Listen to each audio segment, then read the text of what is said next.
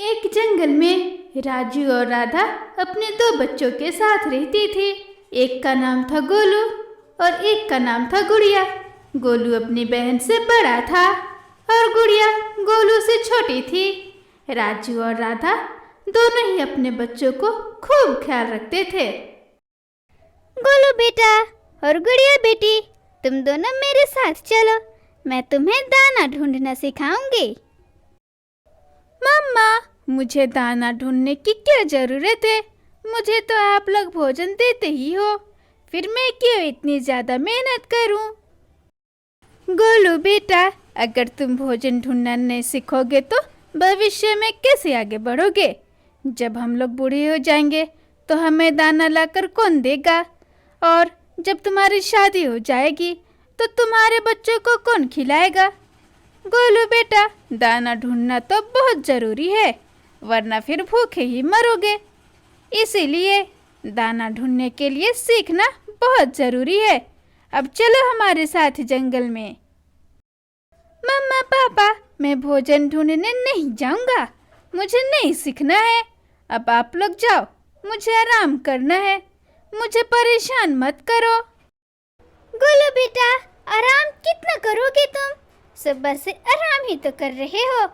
गोलू, अगर भोजन ढूंढना नहीं सीखोगे तो तुम अपने बच्चों को क्या खिलाओगे?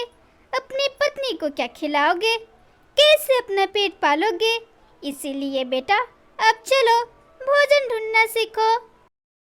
मम्मा पापा, मैंने कहा ना, मैं नहीं जाऊंगा, नहीं जाऊंगा, नहीं जाऊंगा। फिर क्यों मुझे परेशान कर रहे हो? अगर मुझे परेशान करोगे तो मैं घर से भाग जाऊंगा और फिर कभी वापस नहीं आऊंगा। राधा, चलो हम लोग, रहने दो अब गोलू को। गोलू को कोई भी कुछ भी नहीं बोलेगा भोजन ढूंढने के लिए। अब हम लोग चलो।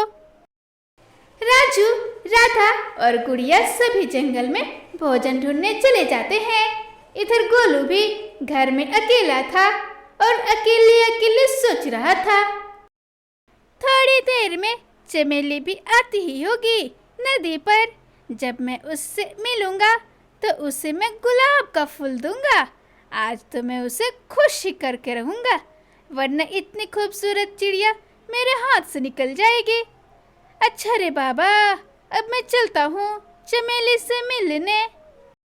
इतना बोलकर गोलू नदी पर चला जाता है और चमेली का आने का इंतजार करने लगता है। फिर थोड़ी बाद उधर से चमेली भी आ जाती है।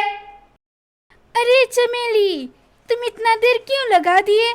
मैं तो तुम्हारा कब से इंतजार कर करके थक गया हूँ और तुम हो के बस इंतजार ही कराते रहती हो। अरे गोलू जी, दरअसल मेरे पापा जी नहीं आने दे रहे थे, उन्होंने तुमसे मिलने को मना किया है।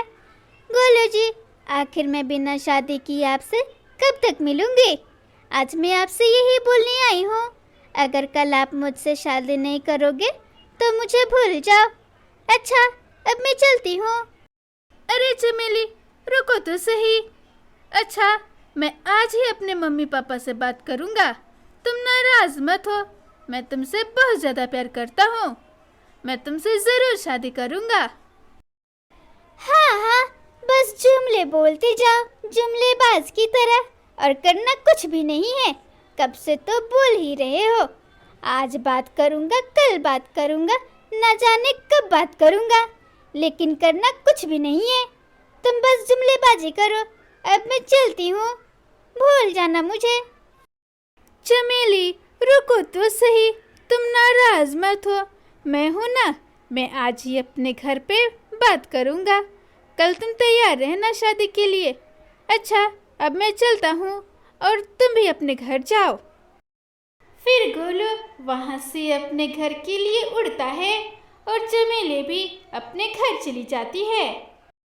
अरे बाप रे, अभी तक तुम मम्मी पापा भी घर पर नहीं आए हैं, न जाने कब आएंगे। पता नहीं चमेली से मेरी शादी कराएंगे कि नहीं।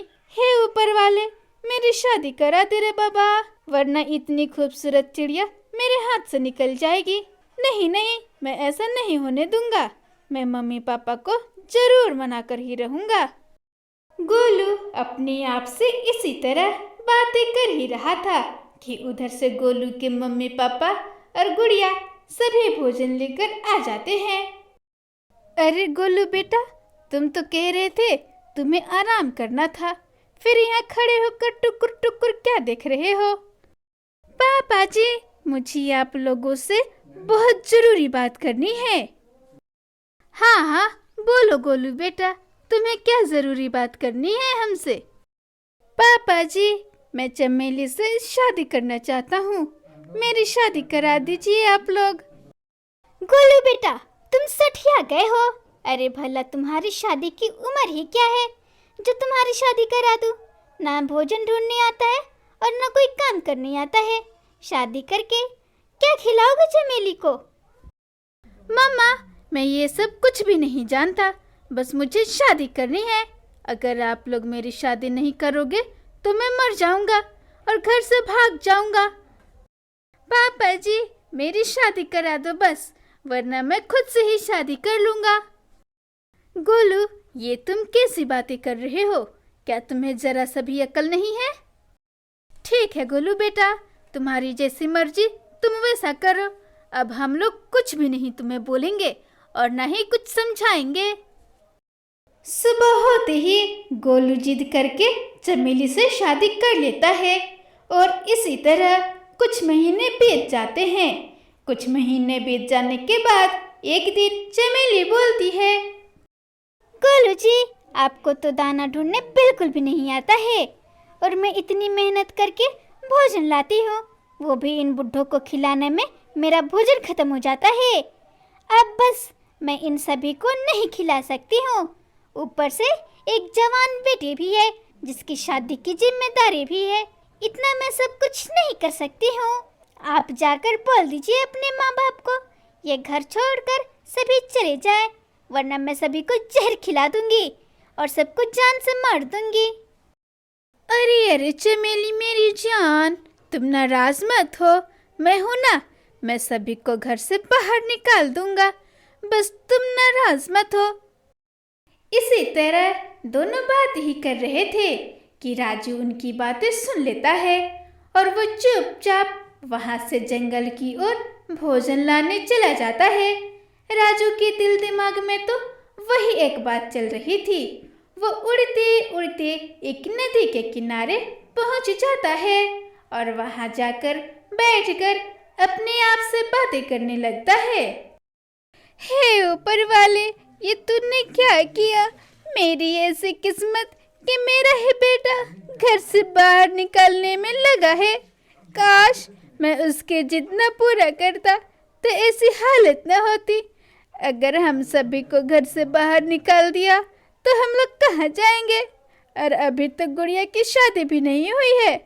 अब मैं क्या करूं? अब मैं कैसे जीऊंगा? हे ऊपर वाले, मुझे बचा ले। खैर, अब मैं घर चलता हूँ। इसी तरह राजू सोच सोच कर परेशान था। वो टेंशन में उड़ रहा था, इसीलिए आगे एक बड़ा सा पेड़ से टकराकर नीचे गिर जाता है और उसकी वही मौत हो जाती है।